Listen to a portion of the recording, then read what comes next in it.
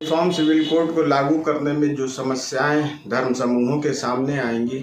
उसमें ये है कि जैसे शादी विवाह किस प्रकार होगा, उसका विच्छेदन किस प्रकार होगा, और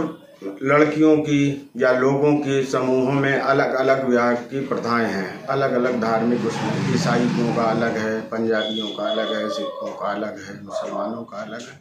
ये खाली मुसलमानों की बात नहीं है बल्कि हिंदुस्तान के तमाम धर्म समूहों की बात है। इसके अंदर वो आदिवासी लोग भी आते हैं जिनकी आबादी हिंदुस्तान में 10 करोड़ से ज़्यादा है। वो भी अपने धार्मिक रीति रिवाज के अनुसार ही अपने विवाह और तमाम क्रियाकलाप करते हैं। इसमें जो सबसे बड़ी समस्याएं हैं उन्हीं के बाबत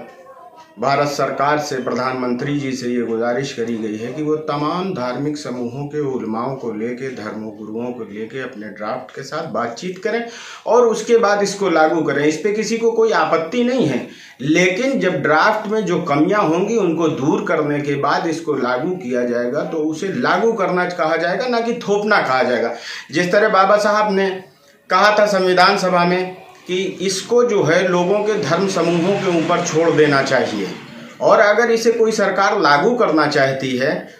यूनिफॉर्म सिविल कोड को, तो वो उन धर्मगुरुओं, उन समुदायों के धर्मगुरुओं से बातचीत करके एक निष्कर्ष पे पहुंच के इसको लागू करें। तो संविधान की दुहाई देने के साथ साथ संविधान की अवहेलना ना करी जाए। प्रधानमंत्री जी से गुजारिश है कि धार्मिक मामलों में पेचीदगी ना पैदा करके उसमें आसानी पैदा करी जाए, जिससे हिंदुस्तान में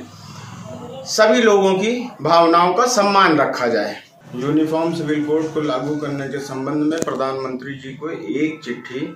मुस्लिम personal law board of India की तरफ से लिखी गई है, जिसमें उनसे गुजारिश करी गई है कि जिस तरह बाबा साहब अम्बेडकर ने संविधान सभा में ये बात रखी थी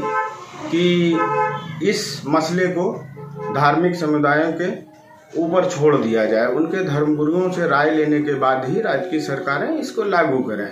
उसी बात को Muslim personal law board of India कहता है कि प्रधानमंत्री जी को अगर यूनिफॉर्म सिविल कोड लागू करना है तो वो तमाम मजहबों के उलेमाओं से बात करने के बाद, परामर्श करने के बाद, अपने ड्राफ्ट को लेने के बाद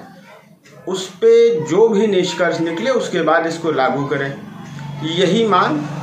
पत्र में लिखी गई है और इसमें जो कठिनाइयां हैं उनको भी बताया गया है।